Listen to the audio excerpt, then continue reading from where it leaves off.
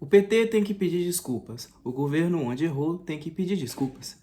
Em 13 de agosto de 2005, a revista Época publicou entrevista com Valdemar Costa Neto, do PL de São Paulo, o primeiro deputado a renunciar durante as investigações do escândalo do Mensalão. Em foco, uma reunião ocorrida em 2002 para decidir o apoio do PL ao PT e a indicação de José Alencar para vice de Lula. O encontro se deu no apartamento do então deputado Paulo Rocha, do PT do Pará, em Brasília. Paulo Rocha, aliás, também renunciaria em 2005 com medo de ser cassado depois de não conseguir negar sua participação no esquema de corrupção. Lula estava presente à reunião no apartamento de Paulo Rocha. Depois de árdua negociação durante a qual Lula, discreto, teria se retirado a um aposento ao lado, fechou-se o acordo com o qual o PT se prontificava a transferir 10 milhões de reais para o PL a fim de obter o apoio do partido de José Alencar. Época perguntou a Valdemar Costa Neto: Lula sabia que a conversa no quarto era sobre dinheiro? Ele sabia. O presidente sabia o que a gente estava negociando.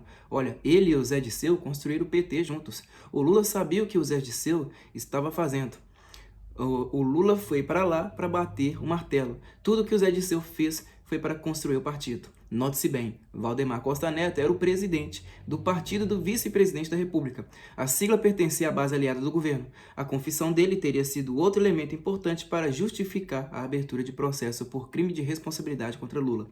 Vale registrar trecho da entrevista de Hélio Bicudo, respeitável jurista, à revista Veja.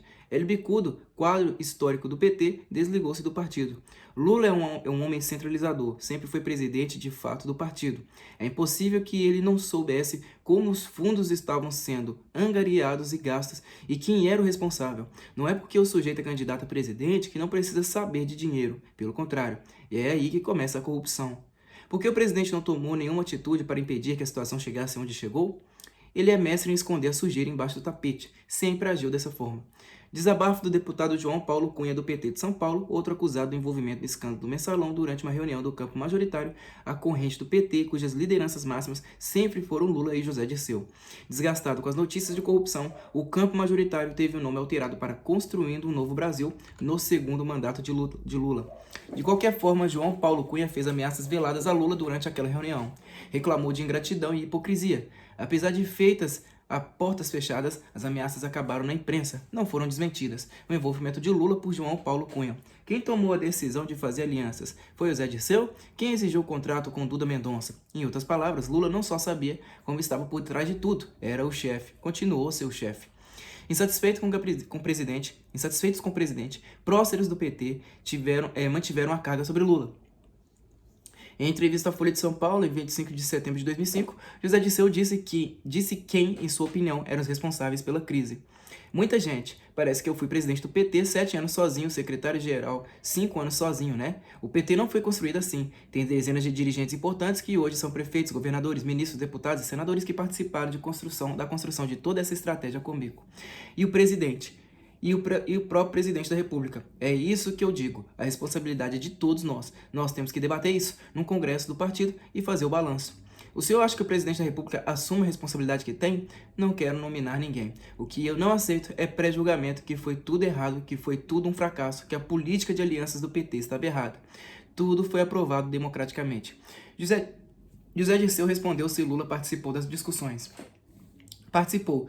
Todos participaram, mas eu quero discutir e avaliar. Eu não quero julgar ninguém, porque eu não quero que me prejulguem.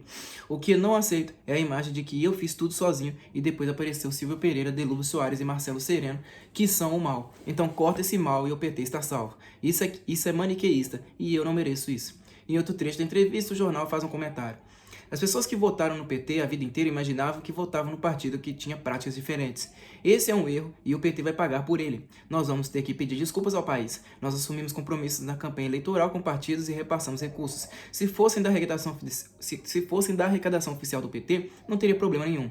Como foram recursos de empréstimos tomados no banco e foram repassados fora da prestação de contas, há uma ilegalidade aí que vai ser punida pela justiça. Como se vê, José Disseu deu eco à estratégia que desvincula o dinheiro movimentado durante o escândalo do Mensalão da prática de corrupção, atribuindo as somas entregues a políticos a empréstimos bancários. Ele também fala sobre a política de alianças e o programa do governo Lula. Então estão julgando Lula também. Tem de saber qual é o julgamento e qual é o grau de responsabilidade de cada um. E a responsabilidade política? As pessoas votam no Lula e ele não sabe de nada? É difícil acreditar que ele ignorava tudo. Não é isso. é que ele não tem responsabilidade. Eu não posso atribuir responsabilidade a ele no grau dele. O Lula tem responsabilidade política porque ele era líder do PT, mas os graus são diferentes. Não posso atribuir a ele responsabilidade sobre o Caixa 2. Aí eu não vou atribuir. Ele não tem responsabilidade como liderança? Isso é uma pergunta que tem que ser dirigida a ele. Eu não vou responder por ele. Menos de 2 semanas depois, foi a vez de Lula conceder entrevista. Ele falou ao programa Roda Vida da TV Cultura. Roda Viva da TV Cultura. E retribuiu à altura. Feliz o país que tem um político da magnitude do Zé Dirceu. Em outro momento da entrevista, Lula volta à carga. Qual a acusação que existe contra o Zé Dirceu? Uma entrevista perigosa para o presidente. O entrevistado é Silvio Pereira, o ex-secretário-geral do PT. Falou à Folha de São Paulo em 2 de outubro de 2005. A minha responsabilidade não é diferente da de nenhum outro dos 21 membros da Executiva Nacional do PT. O nível de decisão que eu tinha não era diferente do de nenhum dos 21 membros da Executiva Nacional do PT. Silvinho evitou citar nomes. Eu assumo a responsabilidade como membro da direção do PT, em que pese a direção do PT ter realmente a noção do que estava acontecendo. Ninguém é hipócrita de achar que não sabia que existia Caixa 2. Qual membro da direção do PT não sabia disso? O repórter perguntou se o então presidente do partido, José Genuíno de São Paulo, sabia do esquema de Caixa 2. Palavras de Silvinho. Eu pergunto, qual o membro da alta direção do PT que não poderia supor que pudesse existir? Silvinho se desligou do PT após admitir que havia ganhado um Jeep Land Rover de presente de uma fornecedora da Petrobras.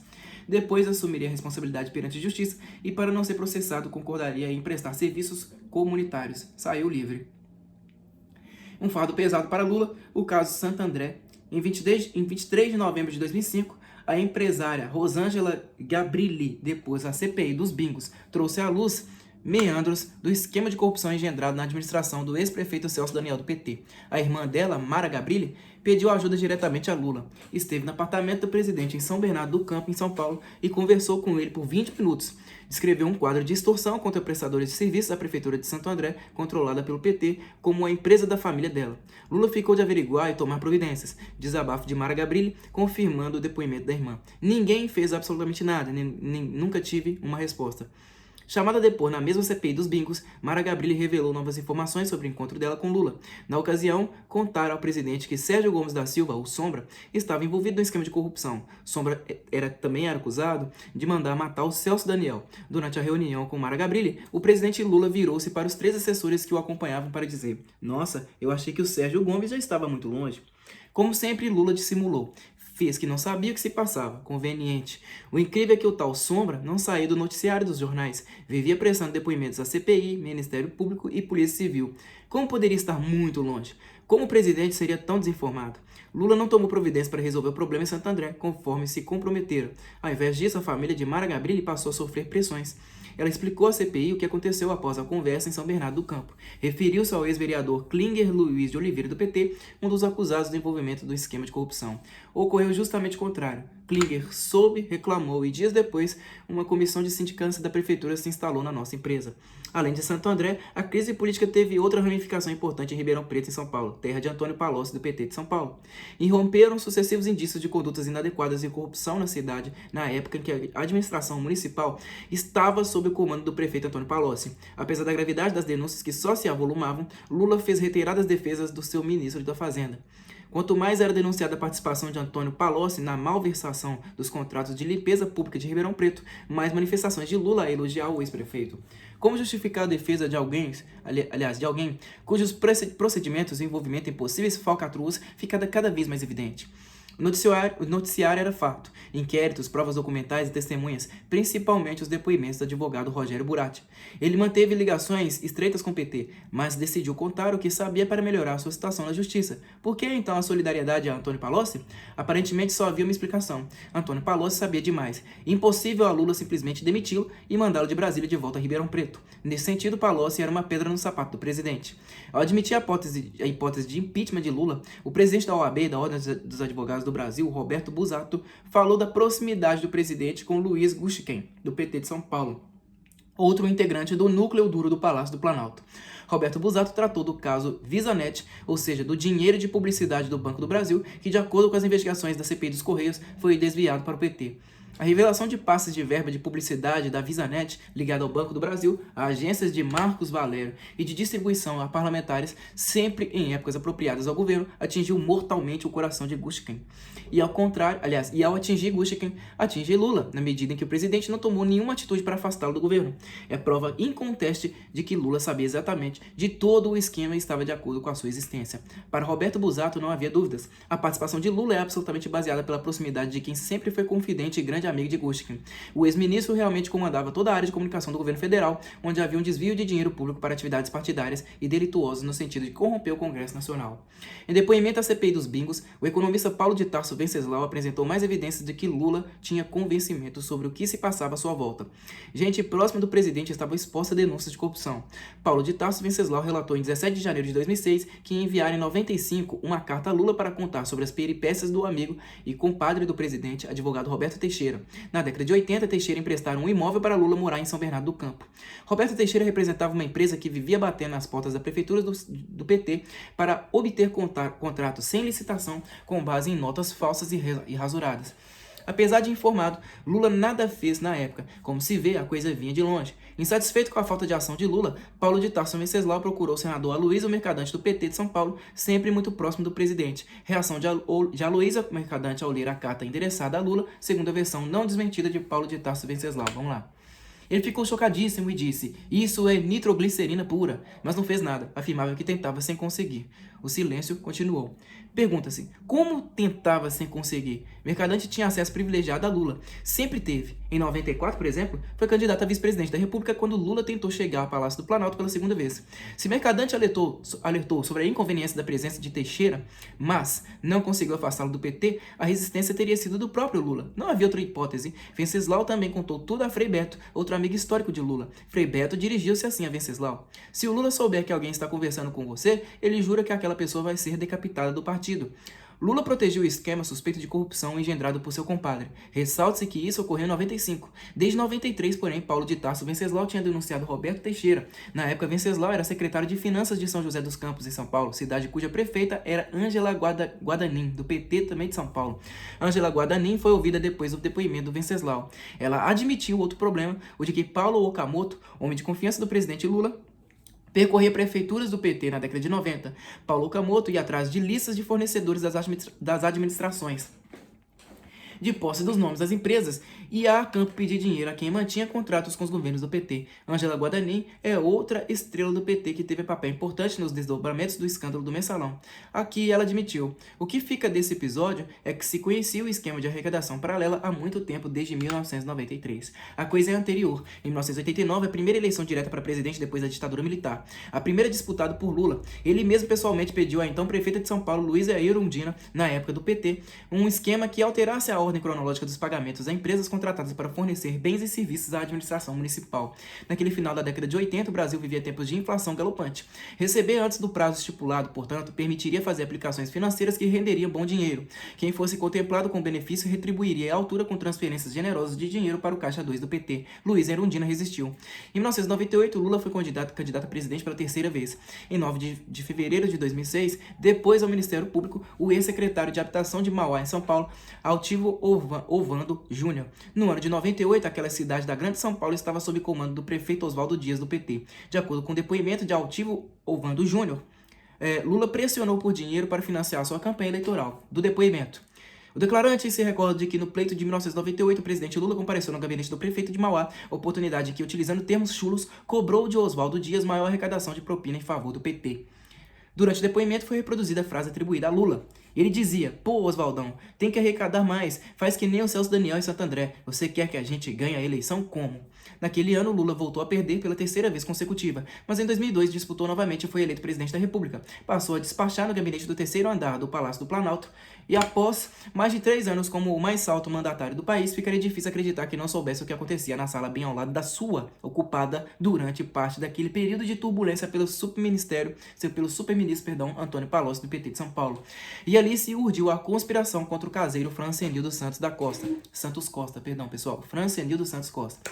O rapaz havia desmascarado Antônio Palocci, contestou as mentiras do ministro. Antônio Palocci procurava um meio de negar o impossível, o fato de ter sido um frequentador da Casa dos Prazeres. A mansão fora alugada em Brasília pela República de Ribeirão Preto. como ficou conhecido o grupo de colaboradores do então ministro e costumava ser reduto para festas com garotas de programa. Lula participou ativamente da tentativa de blindar Palocci. O presidente teria tramado recurso ao STF, Supremo Tribunal Federal, para suspender o depoimento de Francenildo Santos Costa à CPI dos bingos.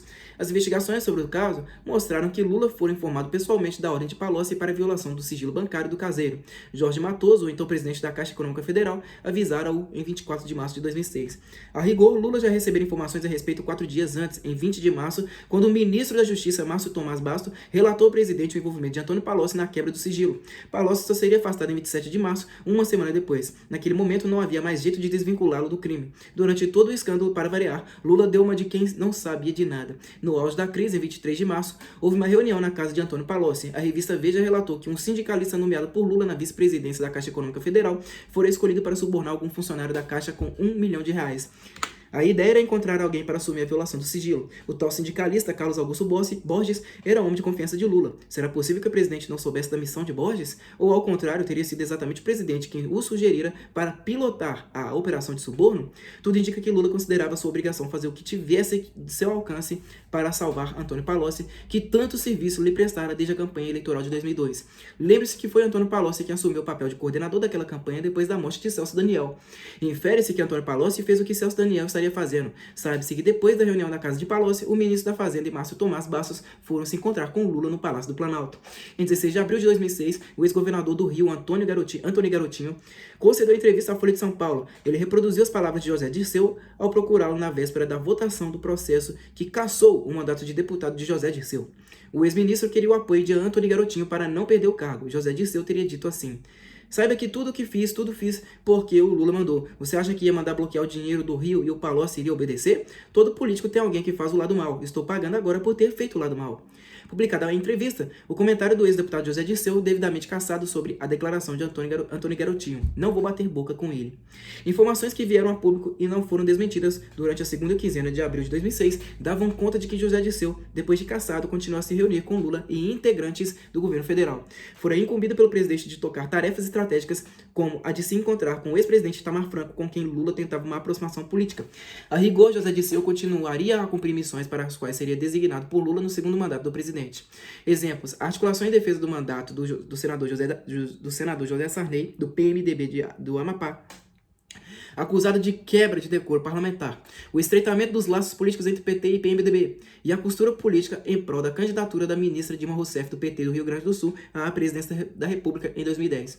Se Lula manteve relacionamento estratégico com José Dirceu, era falácia o discurso do presidente de que fora apunhalado pelas costas no escândalo do Mensalão. O afastamento de José Dirceu de seu governo teria sido só um jeito de manter as aparências. Mesmo nos bastidores, Dirceu era essencial a Lula. José Dirceu pagou caro, foi cassado justamente por ter sido apontado como responsável pelo esquema de corrupção. Ele apenas o operava. E como Lula não interrompeu a parceria com José Dirceu, era conversa mole a de que o presidente havia sido traído. Este livro é um empenho pela memória. Tantos caminhos de corrupção dos personagens corruptores e corrompidos que ao longo dos 403 dias da crise do escândalo do Mensalão fizeram esquecer e cansar. Ficamos anestesiados, descrentes. Temos de lembrar, Lula não queria a verdade, nunca a quis. O chefe de tudo foi, desde o início, como se verá no dia a dia dos acontecimentos, o próprio presidente Lula. 4. A história do acordo criminoso da chapa Lula/José Alencar em 2002. A revelação dos detalhes da negociação entre o Partido dos Trabalhadores e o Partido Liberal para acertar a chapa Lula/José Alencar, que disputaria a presidência da República em 2002, constitui um dos episódios mais graves da era Lula. Não teve repercussão merecida. A verdade é que não houve entendimento político em torno de propostas para o país, nem tampouco debate sobre um programa de governo. Tratou-se de dinheiro apenas, de quanto o PT repassaria para o PL, a fim de obter apoio do partido ao qual era filiado, o homem que Lula desejava como seu vice-presidente. Ao denunciar o escândalo do Mensalão, o Procurador-Geral da República, Antônio Fernando de Souza, qualificou a aliança eleitoral entre PT e PL de acordo criminoso. Ele acusou o deputado cassado José Dirceu, do PT de São Paulo, e os presidentes nacionais das duas legendas, deputado José Genuíno, do PT de São Paulo, e na época, ex-deputado Valdemar Costa Neto, do PL de São Paulo, que havia renunciado para se livrar de eventual cassação do mandato por quebra de decoro, mas deixou de fora Lula, do PT de São Paulo, e José Alencar, do PL de Minas Gerais. Trecho da denúncia encaminhada ao STF, Supremo Tribunal Federal, na qual o Procurador-Geral abordou as operações de lavagem de dinheiro com as quais o PT pagou o PL. De fato, consciente de que os montantes eram oriundos de organização criminosa voltada para o cometimento de crimes contra a administração pública e contra o sistema financeiro nacional, os denunciados articularam mecanismos para dissimular a origem, natureza e destino dos valores auferidos. A história da cor do PT/PL quase não repercutiu, porque foi revelada num dos momentos mais graves do escândalo do Mensalão e acabou ofuscada pela enxurrada de acontecimentos. A revista Época, que trouxe a entrevista com Valdemar Costa Neto confessando a operação de suborno, circulou em 13 de agosto de 2005, no dia seguinte àquele em que Lula admitiu ter sido traído por práticas inaceitáveis e afirmou não ter vergonha de dizer ao povo brasileiro que nós temos de pedir desculpas. O PT tem que pedir desculpas. O governo onde errou tem que pedir desculpas. Lula, aliás, jamais iria apontar quem o traíra. Nem tampouco é o caso de simplesmente pedir desculpas para se livrar de atos criminosos. Lula procurava ganhar tempo na tentativa de reduzir os danos do depoimento do publicitário Duda Mendonça à CPI dos Correios, ocorrido na véspera. Talvez tenha sido o fato mais marcante da crise. O homem responsável pela campanha que elegera o presidente da República confessara o recebimento de 11,9 milhões de reais em Caixa 2, dinheiro repassado por Marcos Valério e que serviu para pagar os serviços prestados a Lula por Duda Mendonça em 2002. Para muitos analistas, teria sido o momento certo para deflagrar o processo por crime de responsabilidade contra Lula, cuja pena seria o seu impeachment. Nesse contexto, chegava às bancas de jornal a revista Época com a entrevista de Valdemar Costa Neto concedida aos repórteres Thomas Trauman e Gustavo Krieger. Como se sabe, Valdemar Costa Neto foi um dos artífices da aliança PT-Piauí. É isso mesmo? PT-Piauí. PT-PL. Partido dos Trabalhadores, Partido Liberal. Ele dera os detalhes do acordo. Tudo começou nas negociações para fechar o apoio a Lula em 2002, com José Alencar, do PL, como vice. Tivemos muitas reuniões em Brasília, na casa do José Dirceu. Sempre participavam o João Paulo Cunha, quase sempre o Silvio Pereira, sempre o Delúbio Soares, além do José Alencar. Valdemar Costa Neto contou que com a aprovação da verticalização das eleições, ou seja, com a obrigatoriedade de as alianças regionais seguirem a coligação nacional, o PL precisou de dinheiro. A questão é que o PL precisava ter 5% dos votos para ter as verbas do fundo partidário. Com a verticalização, as nossas chances de chegar a 5% eram pequenas, porque só poderíamos coligar com o PT. Falei para o Zé Dirceu, para isso preciso de uma estrutura muito maior para segurar o meu pessoal. Ele falou, mas quanto? Eu falei, 15 milhões de reais, 20 milhões de reais. O PT dizia não ter dinheiro, Valdemar Costa Neto envolveu Lula e Alencar. Já estávamos fazendo uma nota conjunta dizendo que a coligação PT-PL não ia sair quando me liga o Zé Alencar. Eu contei a ele que não conseguimos chegar a um número. Não vou prejudicar nosso pessoal todo em troca de uma aliança, falei. O Zé Alencar disse para eu não assinar a nota conjunta. Daí 15 minutos, ele ligou e disse que o Lula viria no dia seguinte a Brasília resolveu o assunto. Ficou claro o envolvimento de Lula. Valdemar Costa Neto disseram que não se chegaram a um número. Alencar pediu um tempo e em 15 minutos telefonou e informou que Lula viajaria a Brasília para resolver a negociação. A reunião foi no apartamento do deputado Paulo Rocha. Estavam lá o Lula, o José Alencar, o Dirceu e o Delúbio. O Lula chegou para mim e disse, quer dizer então que você é o nosso problema? Não posso matar o nosso pessoal, respondi. O Zé Dirceu não queria falar de pessoal, respondi. O que eu falei aqui? Eu errei aqui, pessoal. A reunião foi no apartamento do deputado Paulo Rocha. Estavam lá o Lula, o José Alencar, o Dirceu e o Delúbio. O Lula chegou para mim e disse, quer dizer então que você é o nosso problema? Não posso matar o nosso pessoal, respondi. O Zé Dirceu não queria falar de dinheiro, queria negociar a participação no governo. Valdemar, vamos governar juntos? Respondi, mas desse jeito não vai sobrar ninguém na Câmara para governar junto com vocês. Depois o Lula até falou para o Zé Alencar, vamos sair porque essa conversa é entre partidos, não entre candidatos. Daí o Delúbio chegou perto de mim e disse, vamos conversar. E vocês falaram de números. O Lula e o Alencar ficaram na sala e fomos para o quarto. Eu, o Delúbio e o Dirceu. Eu comecei pedindo 20 milhões de reais para levar uns 15 milhões de reais. Daí ficou aquela discussão. Uma hora o Zé Alencar entrou e falou, e aí, já resolveram? Eles achavam que ia arrecadar 40 milhões. Eu falei, tira 15 milhões para a gente. É justo. Eles ameaçaram ir embora. O Lula mandou ligar para o Patrus Ananias e avisou que se a conversa não desse certo, ele seria o candidato a vice na chapa. Uma hora o Dirceu chegou a dizer, acabou. Eles batiam tanto o pé comigo que eu pensei, ô povo firme, esses vão me pagar rigorosamente em dia. Daí chamei o Zé Dirceu de volta para o quarto. O Zé Alencar veio junto. Falei, vamos acertar os 10 milhões. Voltamos para a sala e avisamos. Esse está fechado. Lembro ainda que o Zé Alencar falou, peça tudo por dentro. Zé Alencar falou, peça tudo por dentro. Lula sabia que a conversa no quarto era sobre dinheiro? Ele sabia. O presidente sabia o que a gente estava negociando. Olha, ele e o Zé Dirceu construíram o PT juntos. O Lula sabia o que o Dirceu estava fazendo. O Lula foi lá para bater o martelo. Tudo o que o Zé Dirceu fez foi para construir o partido. O vice-presidente José Alencar falava tudo por dentro. E o presidente Lula dizia o quê? Nunca falou. Quando eu saí, ele me falou. Então está liquidado o assunto. O Lula foi lá para autorizar a operação e não vejo nada demais. O que ninguém esperava é que desse essa lambança. Hora do pagamento. Delúbio Soares procurava Valdemar Costa Neto. Em fevereiro de 2003, ele falou que ia me dar a primeira parcela. Falou para eu mandar meu pessoal até a SMPB em Belo Horizonte para pegar o dinheiro. Perguntei quanto era. Ele disse, eu não sei, vai lá. Mandei o Jacinto Lamas. Chegou lá, o Jacinto me liga. Não é dinheiro, me deram um envelope. Eu falei, nem abre. E liguei para o Delúbio. Falei, Delúbio, é um envelope. Ele falou, não tem problema, pode trazer. Mandei o Jacinto levar o envelope fechado para São Paulo, até o flat onde eu morava. Quando abri o envelope, eram cheques. O total era de 800 mil reais. Todos cheques da SMPB para uma empresa chamada Guaranhuns. Eu liguei de novo para o Delúbio. Ele falou, fica tranquilo que eu vou mandar buscar o cheque aí. Passa uma hora, vem um segurança desse pessoal que mexe com dinheiro e falou assim, vim resgatar. E me deixou o dinheiro vivo, cash.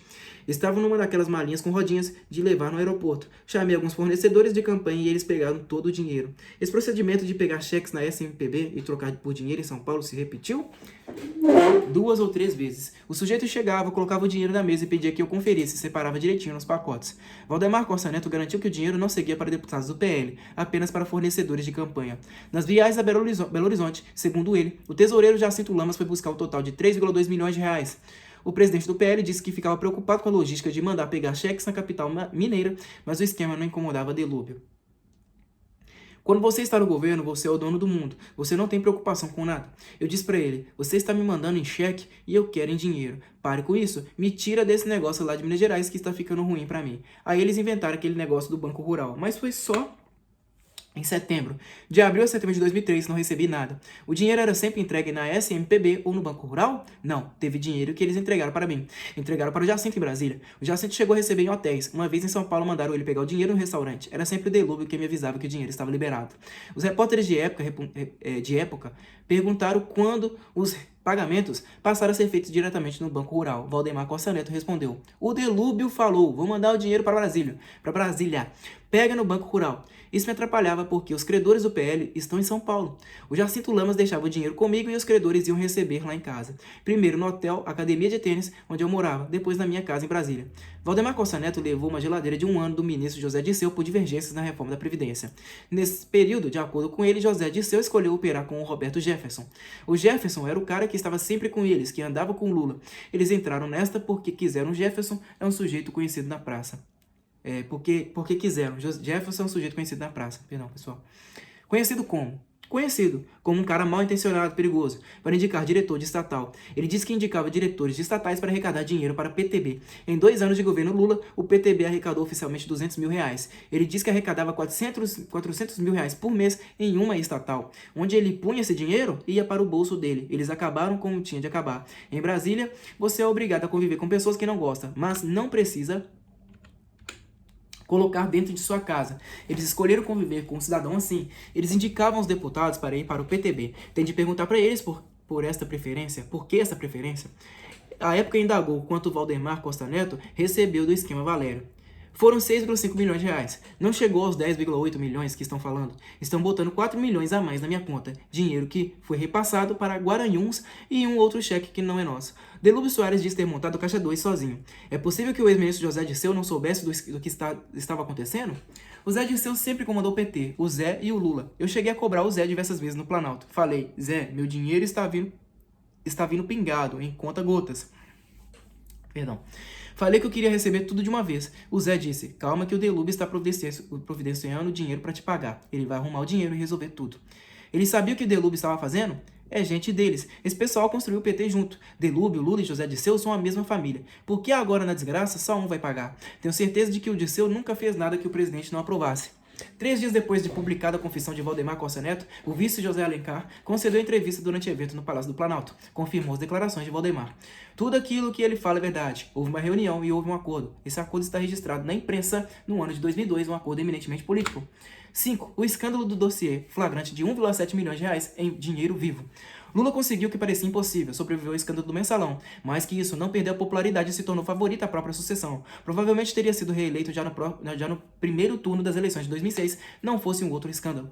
No país da corrupção e da impunidade tamanha disfarçatez, 2 semanas antes do pleito, talvez se explique pela crença de que, após se livrar do episódio do mensalão, nada mais poderia pegá-lo. Lula e o PT sentiram-se livres para delinquir novamente. O novo esquema de corrupção serviu para levar as eleições ao segundo turno e confirmar os métodos daqueles que, durante 20 anos até a conquista conquista do poder, definiram a si próprios como paladinos da ética na política.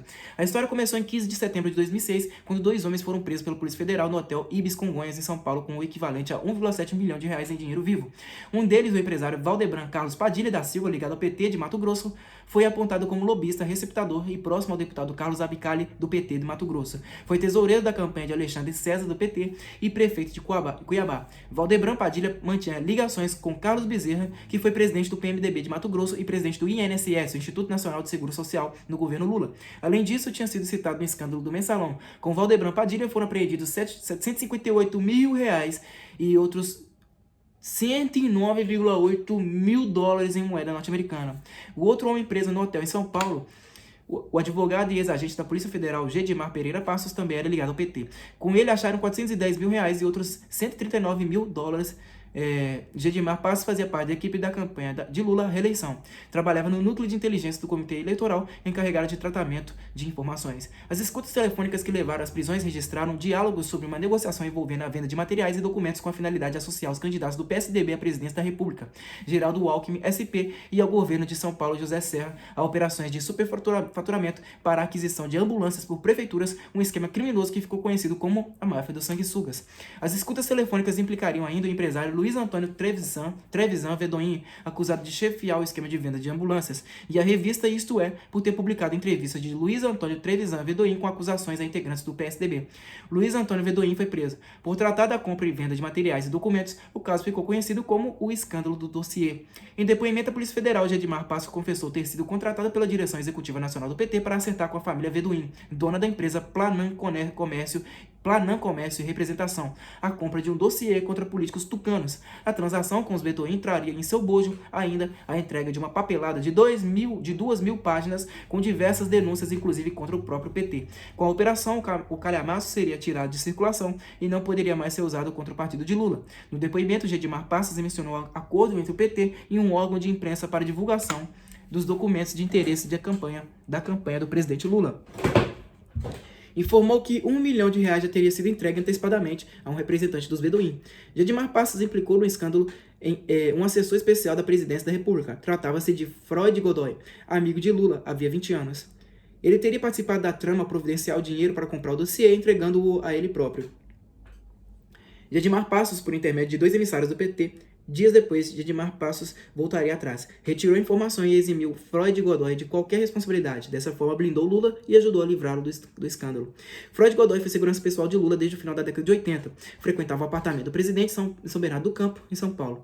Para se ter a ideia da ligação dos dois, quando Lula assumiu a presidência da República em janeiro de 2003, levou Freud Godoy para morar com o casal presidencial na residência oficial do Palácio da Alvorada. O segurança também era figura certa em viagens no avião presidencial, o Aero Lula. Imediatamente, Freud Godoy pediu a exoneração do cargo de assessor especial e abandonou a sala que ocupava no 3º andar do Palácio do Planalto, a poucos metros do gabinete de Lula. A Polícia Federal, Freud Godoy admitiu conhecer Gedimar Passos e o relacionou à contratação da empresa Caso Sistemas de Segurança, de propriedade de sua mulher, jornalista Simone Godoy, pelo comitê do PT em Brasília. Freud Godoy introduziu mais um personagem importante da história, Jorge Lorenzetti, outro amigo pessoal de Lula encarregado de preparar churrascos para o presidente. Mais do que churrasqueiro oficial de Lula, Jorge Lorenzetti, chefe de Gedimar Passos, era tido como um homem da inteligência escolhido por Lula para, entre outras coisas, cuidar de campanhas eleitorais em Santa Catarina. Nesse estado foi fundador do PT e da CUT, a Central Única dos Trabalhadores, ligado ao partido, e o primeiro candidato petista a prefeito de Florianópolis em 1985. Na campanha de reeleição de Lula em 2006, Jorge Lorenzetti foi nomeado para a sinistra posição de analista de mídia e risco. Com tal objetivo, licenciou-se do cargo de diretor administrativo do BESC, o Banco do Estado de Santa Catarina, um banco federal para o qual fora nomeado por influência de Lula. Jorge Lorenzetti mantinha ligações com José Dirceu, do PT de São Paulo, caçado por corrupção em 2005, e era conhecido arrecadador de fundos internacionais. De acordo com Freud Godoy, Jorge Lorenzetti o apresentou a Gedimar Passos, a quem não conhecia, o que teria ocorrido em agosto de 2006, apenas um mês antes de o escândalo do escândalo explodir. Foi do Diretório Nacional do PT em Brasília.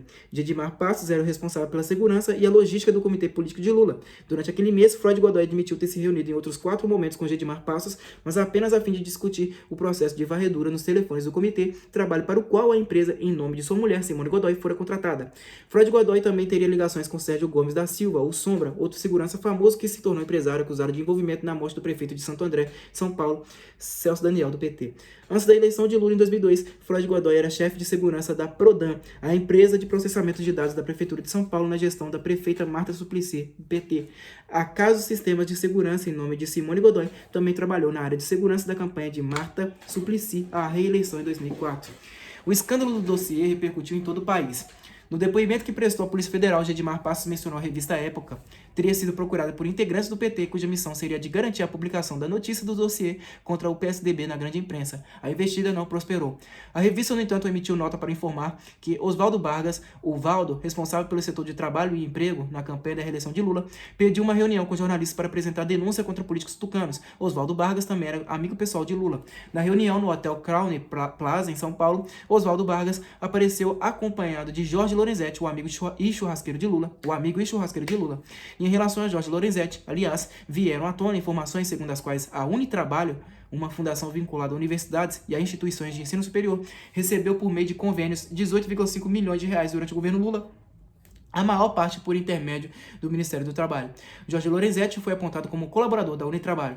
Com o nome dos jornais, ele se afastou da campanha de Lula. Antes de afastar-se, porém, Oswaldo Vargas envolveu outro peixe graúdo na história, o presidente do PT e coordenador